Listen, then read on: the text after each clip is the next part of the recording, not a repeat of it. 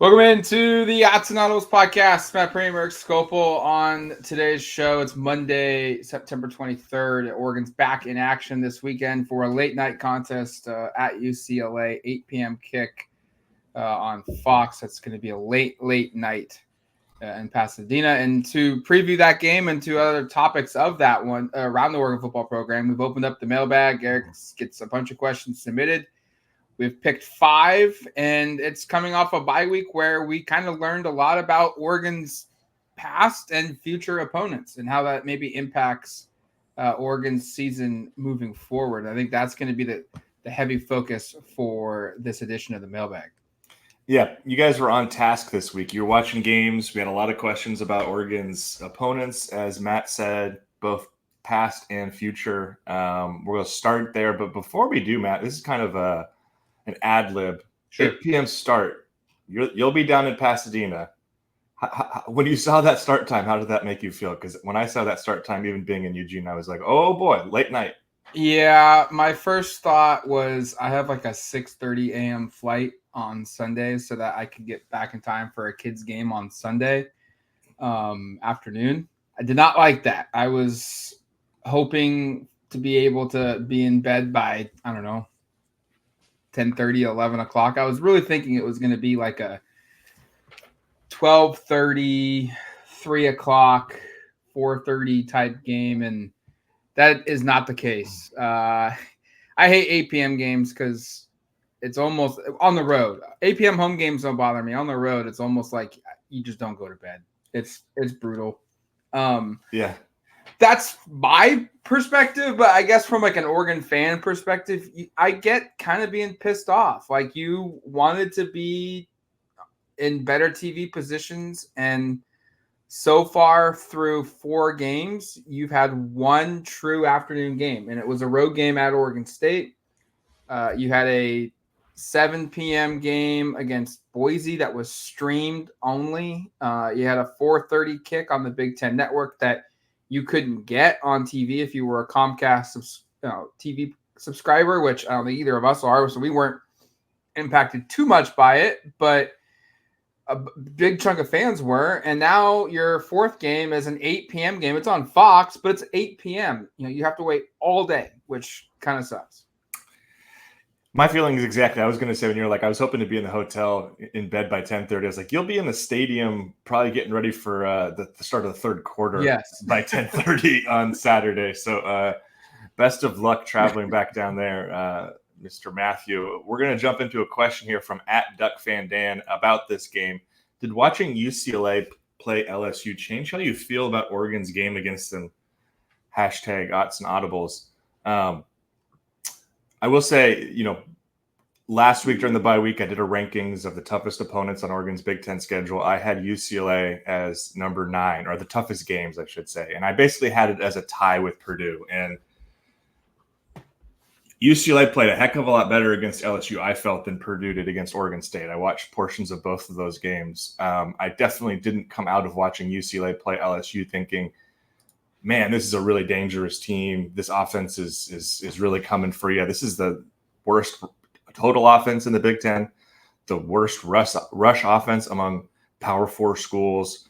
Ethan Garbers makes some awesome plays. I find him to be really fun to watch. And there are probably going to be some drives where you're pulling your hair out because he wriggles out of 2 or 3 tackles and still keeps his eyes downfield and delivers a laser for a 23-yard completion on a 3rd and 9, and they go down and score.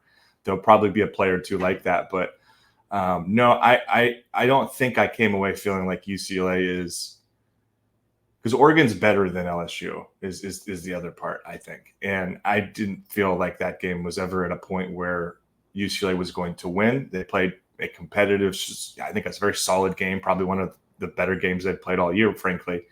And yet they still weren't really competitive down the stretch of it. So I guess maybe I don't think this will be like a 50-point blowout now, because the way they've been playing against Indiana at home a couple weeks ago, I felt like, oh boy. But I didn't come away watching this. What do you think, Matt? Thinking like, oh, this is a real dangerous team on the road. This could get kind of interesting. The betting line came out and was like 24, and then he dropped immediately to 21. And that just, to me, kind of feels right. I would probably shade a little under just because it's a road game and 21's a lot of points, but theoretically that's kind of what Oregon should do, right? But we've talked about it at length. Like, they've not done it so far consistently. UCLA is just bad in a lot of areas. Like, I know Garbers is fun to watch, but like, he's the bottom tier of the conference in quarterback play.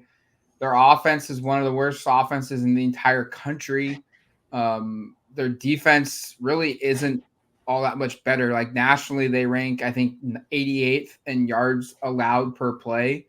And they're just really close to getting into that top, outside of the top 100.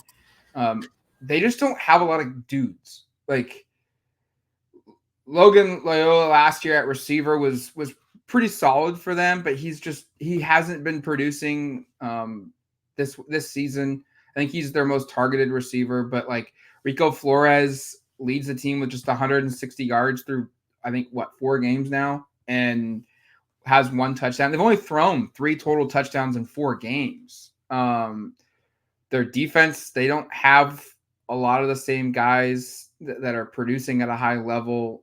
It's a program that I personally went in thinking like, hey, they're gonna mix in well with the Big Ten, just because they're a team based with West Coast guys. And as we saw in their first performance in the Big Ten Conference, it was a dud. I mean, they just got whacked by Indiana. I think we're seeing just the issues that UCLA has had with Chip Kelly the last couple of seasons, recruiting and having failures there, and it's rearing its ugly head. Like, I look at it and be like, okay, like, Michael Strudavant is probably their best maybe overall player. Maliki Mataval is talented, but quarterback play has been inconsistent. Their offensive line is not good. Their defense is struggling right now, and I don't know if my opinion really changes to the question. Like, Oregon should go in and should dominate. I know they played LSU pretty good, but I think we're seeing that this LSU team maybe isn't as good as we envisioned they were week 1 when USC beat them. And Brian Kelly continues to have post-game rants that are just crazy. But I don't know, like, they should win, and they should win by a lot. And I don't think their performance at Death Valley, while it was tied at the half, they didn't score at all in the second half. They got blanked. And they had an opportunity to flip the game on its head. So I just don't think – I don't know. I think Oregon should go down there, and we should see a game in Pasadena where Oregon just kind of throttles them, if they do their job.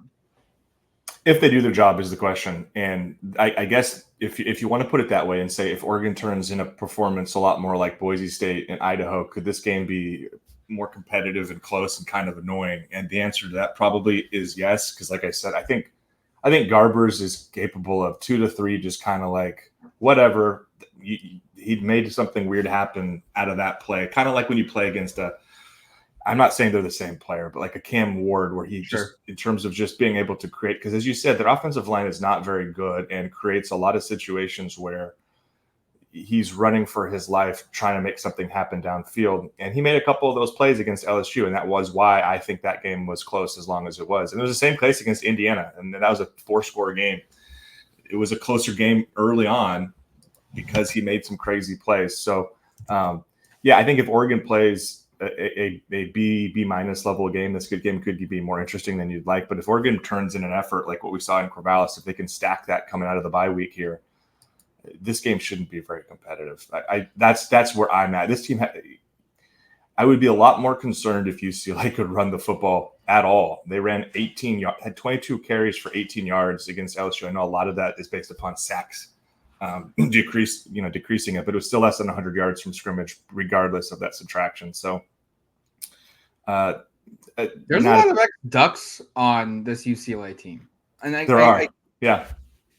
And that could maybe that's motivation factor. I mean, Jalen Davies, Brian Addison, I think Mataval. Mataval's on there. I think there's a defensive lineman too. Keanu Williams, I think isn't he on? Keanu Williams. He's on UCLA's roster, so like maybe there's going to be a little bit of like revenge factor in play, and some of these guys play above their weight for a game and rally their team, and they show up ready to play and prepared. But at the same time, like I just think about it and just go like, how many guys would Oregon want from UCLA right now? Like there aren't very many of them, and I just look at that and be like, they are loaded. They have advantages at almost every position, and whether they play solid for 3 quarters at LSU, which is a tough place to play, and it was hot down there, and they performed well for 3 quarters. But we've seen this now for 2 games in a row against Indiana, and then now against LSU. They can't finish the job, and I just feel like nothing. My opinion of this game really hasn't changed. Maybe they don't win by 50, but Oregon should walk out of that where their backups are playing. Dante Moore should be playing in this game at the end of the game. A Dante Moore revenge tour opportunity on Saturday in Pasadena. We'll talk more about that game, obviously, as the week goes on, but there's kind of some early thoughts coming out of the weekend, having watched UCLA, LSU, amongst other games. Here's a question from @HuskerDoo84. Great name. Yeah. After a quarter of the season having been played, do you think Oregon is still a title contender? #Autzen Audibles. Big Ten title, absolutely. National title, I still think so. I guess I'd say this in terms of teams playing to their ceilings this season. Oregon's really only gotten close once, and there are certainly other teams. Like you look at what Ohio State has done, and I know the quality of competition hasn't been very good, but I don't know if the quality of competition for Ohio State's 3 opponents is significantly different than Oregon's. And Ohio State's absolutely waxed 3 teams. Just destroyed them. Texas, the same kind of thing, right? And Texas actually played Michigan, had a dominant win. That's why they've moved up at the polls. So while I think Oregon and its ceiling remains really, really high, they just haven't done it at a consistent enough basis where it feels like they're on that same tier like they were to open the season. Like when the season opened, it was a tier of Georgia, Ohio State, Oregon, and Texas, and I guess you'd throw Alabama. But those are like the 5 teams that were seen as like the premier national championship contending teams. I think Oregon is now a tier or 2 below that in terms of where I would put them, because while I feel great coming into the bye week with that win over Oregon State, you don't forget entirely what happened against Boise State. We have a question in a second. We'll get to that, kind of talked about that, but or Idaho, frankly. So while I do think this team is capable of playing a really, really high-end football game and playing to a level that's probably on very similar footing with some of these teams I mentioned that are kind of the top tier national title contenders, I haven't seen Oregon do it consistently enough. And the great news is there's a lot of time in this season to prove me wrong. And we'll have a really good barometer check in about 2.5 weeks here, 3 weeks here when they play Ohio State. But currently, as things are constructed, I absolutely think this team has the talent to do something like that. We have not consistently seen them do that. And so it's hard for me to say, if I was like just ranking the best teams who have the best chances of winning, I think they've dropped off a little bit from where I had them preseason, which is obviously I had them very high because I thought they were going to go 12-0. I think they're a tier, but they're not. I think they're a tier below Georgia, Texas, Ohio State, and then I think after that, like there's probably a group of teams that you just look across college football and be like, they're all basically kind of the same. Alabama's probably maybe in that top tier too with Tennessee. But Ole Miss, Miami, Oregon, Penn State, Utah, Missouri, like all those schools are probably in that second tier. And there's room to jump up into that top one. Oregon can certainly do it. And it's by winning your next 2 games and then winning against Ohio State. That will certainly put you in that group. Yeah. But everything is still on the table. And the one thing I'll point out, and then maybe the silver lining here, is Boise State is undefeated outside of their game against Oregon. They're now in the top 25. And Idaho has beaten another FBS team they continue to win even with their backup quarterback in the game. They're winning football games. They're undefeated outside of playing Oregon. And then like we saw against Oregon State, like Ducks crushed the Beavers. And then Purdue comes out, and granted they got whacked the week before by Notre Dame, but they come out and they play a team in Oregon State, and they weren't really competitive against the Beavers. And Oregon State is 3-1. And they're undefeated outside of the game against Oregon. So the teams that Oregon has played, like, they're doing their jobs. They're winning games. And while they didn't blow out Idaho, they didn't blow out Boise like they were expected to. Like, it's looking like Boise is going to be one of the Group of 5 challengers for the playoff spot. It's looking like Oregon State is going to be a bowl eligible team when this is a roster that's just completely atrocious. And then Idaho's one of the top FCS programs. So they've played a tougher than maybe expected schedule. Didn't always look clean, but those wins over Boise, over Oregon State, and over Idaho, to an extent Idaho, are just continuing to get better and better from a quality strength of schedule standpoint. And maybe at the end of the year, like I don't believe Oregon State would be a 9-3 team. But maybe they are. And maybe at the end of the year, Boise State is a top 12 team that went 11-1 in their regular season. And now all of a sudden it's like, hey, Oregon has a win over the Group of 5 representative. They've got a really win over a really solid Oregon State team that's got a respectable record. And they've beaten X, Y, and Z teams. And while it hasn't looked pretty, they've played tough games and they've won. So everything's still on the table for Oregon. They're just not at that tier right now of the top group, and they certainly can get in it, and they could certainly fall further down as well. Definitely could absolutely fall. We'll have I hate that I keep saying we'll have a better sense of the play Iowa State, but that really just feels the way the schedule is put together, like the de facto. And one thought in Oregon State here, you said, I don't know if they'll be 9-3. They could be. Their next group of games, Colorado State, Nevada, UNLV, Cal, which looks a little spicier than maybe some expected, San Jose State, Air Force, Washington State, and Boise State. Like, this could be a team that's 4 or 5 losses at worst and maybe 3 losses at best, which feels crazy to say. I don't necessarily think that they'll only lose 2 of those games that we ran through, but it's not totally outside the realm of possibility, even though I think we'd all acknowledge, like, I didn't come out of that Oregon State game thinking Oregon State had even a decent roster. So it was really an interesting Saturday of watching a lot of these teams that Oregon has played, because I've also watched Boise State, Portland State in the evening.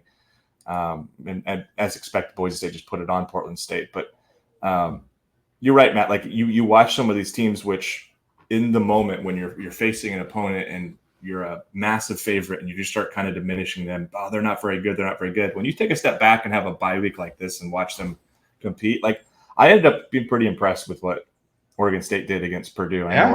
I know Purdue is terrible, and that makes me feel much easier about that game in several weeks in West Lafayette. But like, Oregon State just took it to them from the start, and that was pretty impressive, and maybe puts into perspective a little bit more of what that, how impressive that Oregon win in Corvallis was. I mean, not to go down a tangent, but did you watch Nebraska, Illinois on Friday night in overtime? I mean, great game, by the way. Great quite a bit of that. Yeah. Absolute disaster of an overtime for Nebraska. Yeah. Couldn't block. I walked away from that one being like, Illinois is actually legit. Like, they play sound defense, and they've got 2 really good receivers in Pat Bryant and Franklin from the transfer from UTSA. Their quarterback is good. Their running back is good. I think my point is like, we thought there were going to be a lot of teams that were really good, and we also thought there were going to be some teams that were terrible that aren't, that are actually pretty solid. Like, Illinois is one of them. I think Nebraska is certainly improved from where they were the year before. Michigan, look, that, say what you want, like, they can't throw the football at all. But at the flip side, to be able to go the length of the field, like 80 yards in a pressure situation and run the ball every single time and win the game against USC is pretty damn impressive. And I walked away kind of almost like USC's like they've improved. I know they lost, and it's kind of embarrassing to lose to a team in the manner that they did, knowing that they can't throw the football and you just couldn't stop it. But at the same time, like feels like Lincoln Riley has kind of figured out a little bit of the defensive side of the issues. Seeing what they did against LSU in week 1, seeing how they handled, they were there the whole way with Michigan. Oh yeah. And they should have won that game. And so you just walk away like preseason rankings are fun. And we were all in on Oregon. I think, both you and I picked Oregon to win every game on its regular season schedule. But we're seeing like these preseason rankings sometimes shouldn't come out because teams that are supposed to be really good aren't, and some teams that aren't supposed to be good at all are pretty damn good. And you have to be able to your point of like watching games without Oregon involved and just being not emotionally invested in anything, and you get a chance to see like, yeah, this team actually isn't that bad, or this team actually isn't playing as poorly as we thought. It's just because opponent A, B, and C are actually pretty good. This is what, we were critical of the bye week's timing from a Oregon perspective. I think we ended up feeling, because of the injuries, pretty good about its timing. I think from a viewing college football perspective, it was really valuable just as a person who covers Oregon to, like you said, Matt, have a Saturday where you could just watch all the games and just kind of get a sense of what's going on around you. And I came away similar to what you said, kind of feeling both better and worse about the schedule, in that aside from Purdue, which looked just dreadful in that game, and I know my confidence level goes up, there probably wasn't another game that I watched where I went, like Michigan, while they won that game, they're very susceptible for Oregon to beat them. At the same time, as you said, like Illinois, boy, that's going to be a much tougher game than expected. You could certainly. Maryland keeps winning games. I know they're 3-1, but they've looked solid. Maryland solid. So yeah, you kind of go through. I didn't end up watching any Maryland, so I wasn't going to include them. But like you end up just the teams on Oregon's schedule that you watch. I think for the most part, you came away going like, okay, like there's a little bit of juice there. All right, third one here before we head to the break from @NU Trull, TRULL. This is not troll. I wanted to make sure we had that correct. Does Boise State jumping back into the AP Top 25 for the first time since 2020 make Oregon's win over them look better? #Autzen Audibles. Heck yeah. Yeah, it does. Yeah, if Boise State had lost a bunch of games following that game, yeah, we would be feeling like, oh boy, yikes. I mean, they absolutely dominated Portland State. That was what you should expect. Jency's amazing. I think he had 11 carries. They barely, I don't even know if he played like at all in the second half. Might have played one series. He's awesome. Their pass game started to figure it out a little bit more in that game against Portland State. Again, probably should be expected based on caliber of competition, but they played 3 quarterbacks in that game. Yeah, they just completely waxed him, and then they just kind of did whatever they wanted in the second half. They're a good team. For all we just ran through, like if you were to rank the best teams on the schedule, Ohio State's obviously number 1. I think I'd still put Michigan number 2. We're going to get to some of this in a minute here, but I still think they're a really tough team to put away. USC, we just saw, had a problem doing that. And then I think like Boise State and Illinois are probably would be tied for me for the third best team on the schedule. And then maybe Wisconsin and Washington and maybe Michigan State would be that next group. I'm trying to think if I'm forgetting anybody, maybe Maryland, but like, that's the thing with the schedule is I think it's from my perspective, there are 4 pretty talented, pretty good teams on the schedule now, with Illinois kind of rising to the challenge and Boise being maybe a little bit tougher than thought previously. There's still a lot of really winnable games, and there's a big cross section of the schedule. Like half of the schedule are against teams where you go like, Oregon should very, very much be favored to win, and probably by double digits. And if they play their A game, this game shouldn't be competitive in the fourth quarter. So I don't know. That's kind of where I'm at. Any other thoughts on Boise State? I mean, I think that's kind of a straightforward question, but is there? I think you look at it and go, at the beginning of the year, the discussion point for Oregon was they better beat Ohio State and or Michigan, because there's not a lot of meat on the bone after that. And if you went 10-2 in the season and you didn't beat Michigan and you didn't beat Ohio State, like you would think you're still in the college football playoff at 10-2, but that opens the door for somebody else to take your spot, because we looked at it and we were like, there really isn't any other high caliber top 25 team on your schedule. And that has changed now. Boise State, if they continue to play like we think they will and they win games, that's going to be a win over a top 25 opponent. And then, like you said, Illinois has raised the bar for them. And they've entered that top 25-ish range. We'll see if they stay there all year. They're number 19 this week. But that's a team that could be in and out all season with a win or a loss or 2 losses in a row or what have you. But now it kind of gives you a little bit of extra meat on the bone where if you do drop one of those games, you can then say, yeah, we lost at home to Ohio State, but A, they are the conference champion, and B, we also beat these 3 other teams that are ranked. Like we still have quality wins to our resume that could be the difference in hosting or going on the road for a first round college football playoff game. Or could be the difference in you getting in as a 10-2 team or not getting in. Or if you run the table for the opposite, let's go the extreme the other way. Like if you run the table, you have 4 top 25 wins on your name, and you probably have the clear cut number 1 seed in the college football playoff. So Boise State being ranked since 2020, I didn't know that stat. Yes, huge. It makes Oregon look better. It's going to make Oregon look better, and it's one that you take and you run and you claim the victory as long as you can. So, yeah, I don't have anything else, so we can jump to the break. All right, let's take a quick break. When we come back, we'll answer the last 2 questions of the mailbag. Welcome back to the Autzen Audibles Podcast. 3 questions in, 2 more to go with this Oregon football team. Yeah, all right, we'll start here with at UO4Life84457. What are the numbers on the back for? I get I don't know. University of Oregon for life. I get that, but we got that. I don't know. I tried to. There's no date you could make out of that. Is it a zip code? Probably not. We'll have to. We'll see. Sometimes we talk about it on the podcast and they reach out and clarify. So maybe they'll do that. All right. This person asks, after watching Michigan's run-heavy offense, probably more out of necessity, any word or insight into any of Oregon's new/young defensive line making progress? Do you think the D-line will hold up in conference play? Hashtag Autzen Audibles. First off, I wanted to we already kind of addressed Michigan. What a weird team that Oregon has on its schedule where like they don't have the ability to really throw the football at all. I don't know who will be the quarterback when that game is played in November. I'm going to guess they could cycle through these guys more if they wanted to. I'm guessing Orji, having led the drives there, and even though he wasn't overly involved, will probably get 33 yards. Yeah, they won with like 30 yards passing.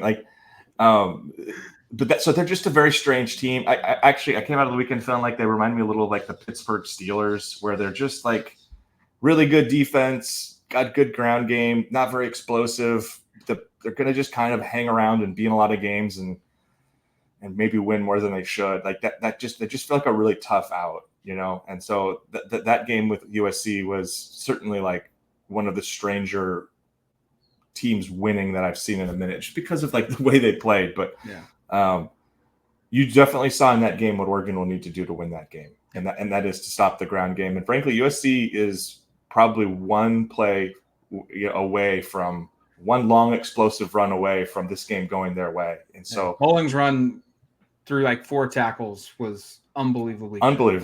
And that was the difference in the game ultimately. And there was another one in the first half where he broke through on a first down run, like from like the midfield. So what you have to do against this Michigan team. And that does bring you to the second part of this question about the defensive line holding up in conference play. I have no doubts about Oregon's top guys along the defensive line. I think Derek Harmon, who, by the way, had been very effective against Michigan in past seasons, I think he's going to be more than ready for a game like this. I think the same of Jamari Caldwell. I think those guys are awesome players. Keon Ware-Hudson's been around for a while. I'm not worried necessarily about him. Amari Washington's a younger player. We don't really know how he's going to shape up in these kind of moments, I guess. But my concern really is more about some of the younger players. Now, I guess this sort of brings me to a point here, and we're getting way down the road to talk about Michigan, I guess. But just like in general, these run-heavy defenses, if that's where the question's at, which I think is where it is, you're going to probably need more than a couple of guys. Is my answer. And so I get the concern of not playing more players. Jared is very concerned about this, or at least has made his point very clear on our podcast about wanting to get more players incorporated.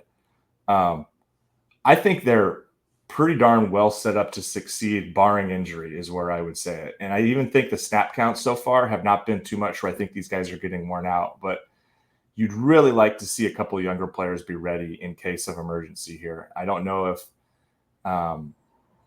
you don't know what's going to happen, I guess I should say, throughout the course of a season with injury.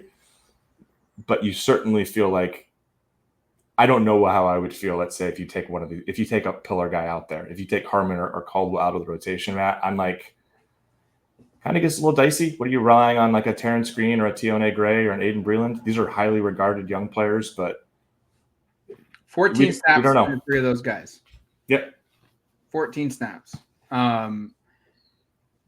Amari Washington by a snap count is your third guy. And so I think it's pretty clear Oregon loves his potential. They love his game. I think he's being groomed to be the next kind of big name, air quotes, from those of you not on YouTube, along the defensive line whenever Harmon is gone. Like Caldwell graduates, so I guess that's probably where Washington steps in next season, especially with Keon Ware-Hudson also graduating.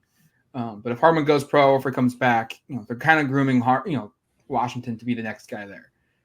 But you're right, like you've got 4 guys really in the rotation. And the previous, from a defensive line interior perspective, Birch is still there, Tuioti, Mateo. Blake Purchase hasn't played a lot when last year he did, relatively speaking in context. But from an interior D-line perspective, this is where not blowing out Idaho, not blowing out Boise State kind of hurts you a little bit, because those are free reps that don't have an impact on the game, but allow a player to further develop himself and get better. Because the best way to get better, the quickest way to develop is in game situations. And you can practice it all you want. You can do 2-spot all you want that Oregon talks about all the time to make guys ready. But nothing beats the situation of live, real football.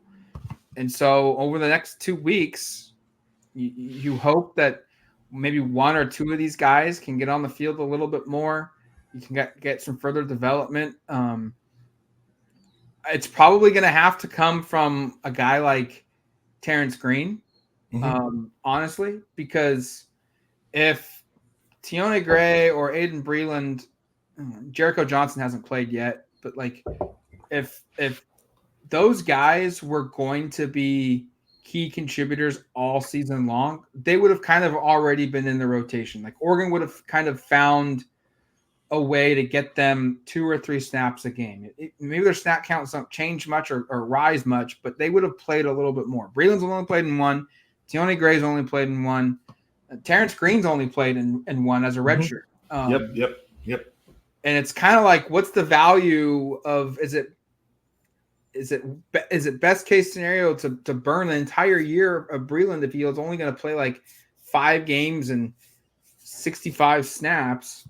Or is it better if you redshirt him and you hope that Terrence Green kind of rises up the pillar here to be more available to play, because he's already redshirted?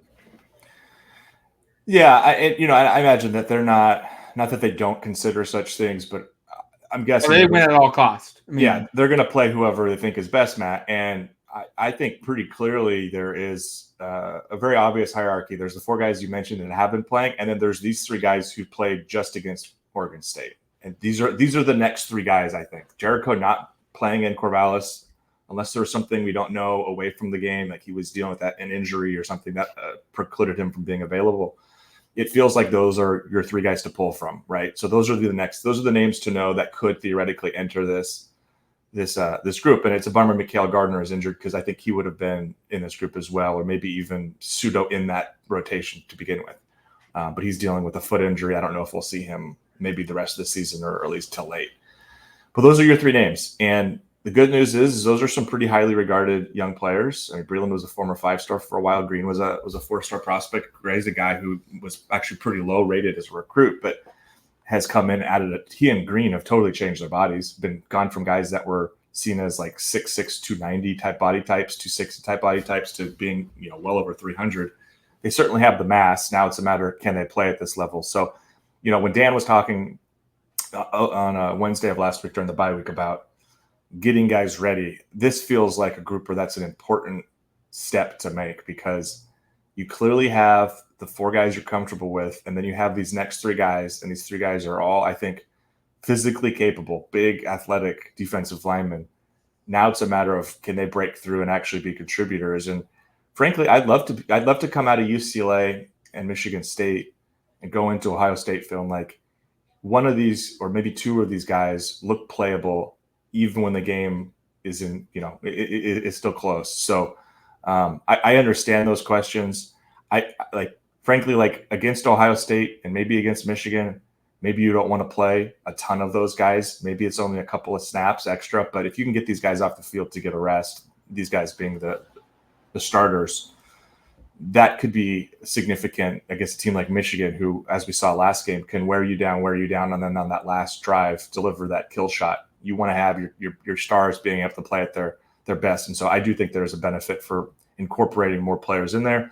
I don't necessarily think it comes at the cost of like, oh no, now you're only playing these guys X number of snaps. I don't think you're taking a big number, but if you can take a little bit away so that they're, fresh at the end of the game, and that's been the plan under Dan with that kind of 40, 45 snaps per game for these interior defensive linemen. That's why they want it there. I think it would be really helpful to get a couple other guys involved in this rotation. 100% agree. 100%. They need to do it. And quick thought, real quick, is just guys will get hurt. That's the other part. If you continue to rotate on just 4 guys, the probability of one of those 4 getting hurt will rise. Doesn't mean it's going to happen automatically, but the probability of it increases. And you can't have, especially Harmon and Caldwell, you can't have them miss extensive time. Imagine playing against Michigan in Ann Arbor without one of those guys, and the chances and likelihood of winning that game goes down significantly unless one of these young guys is just ready to go and is able to play a big snap count. Last question, Matt, was basically over this exact topic. It was a good question from Ducks for Quacks, but I think just because it's literally talking about this exact same thing, I think we're just going to scrap that. And get ready for the rest of the week, unless you had something else. Well, I was just going to ask you, what's the main storyline you feel like this week for the UCLA game? Because I was thinking about this before we started our podcast. Like Dan Lanning speaks this morning or this evening at the HTC, like he always does. And since we cut a question, I was just kind of like, let's talk this out. Like, peel the onion here a little bit for workers, seeing what we're due. Like, I don't know what the main storyline is. Is it showing that you can consistently play good, like you did against Oregon State, now doing it against a new opponent on the road? Is it the first Big Ten game? But for me, it doesn't feel like a Big Ten game because it's UCLA. Or, is there injury news that we're tracking? Is Bedford's made his debut? Is it still the offensive line for like the 4th game in a row type of a deal? Like, I don't know. This is a weird one to me where like it's an opponent that Oregon should blow out, and the storylines are kind of just, there isn't this massive one that just rears its ugly head that it's obvious. Yeah, I mean, the offensive line rotation, I hate. I mean, is probably going to be one of them. For me, it really is like, can they do this again? Can they stack a second impressive showing in a row? Because let's be real, if they go out and play the way they played against Boise State, and I want to be clear, I don't think they played terrible in that game. They made some really nice plays, but there were so many, shoot your big toe off plays, shoot your little toe off plays. Oh my gosh, what are you doing there? Why does that happen? That totally, negates X number of plays that you made that were really impressive just before it. So if they come out and play similar to the way they played against Boise, I think this game ends up being pretty close, and it's probably frustrating. And then you go into the Michigan State game not feeling very good because you go, we've played 4 games this season, and only one of them has been to the standard. So to me, that's probably what it is. Just kind of broadly is like play to the standard again, show that you can do it again. Go into that Michigan State game thinking, let's stack a third game in a row, and best case scenario, you play Ohio State feeling like you've played 3 straight really strong performances, and you enter that game with some confidence. I think that's probably where it is big picture. You can always find a couple of injuries, or like you said, I still think the offensive line rotation, and is it Bedford, is it Strother, is it Harper? What are they doing there? Is probably like the most focal point in terms of like one position group, I think. Fair enough. All right, it's going to do it for us here on the Autzen Audibles Podcast. Thank you for listening to the show. We'll be back later this week with more previews of Oregon at UCLA. And until then, you've been listening to the Autzen Audibles Podcast. Talk to you later, folks.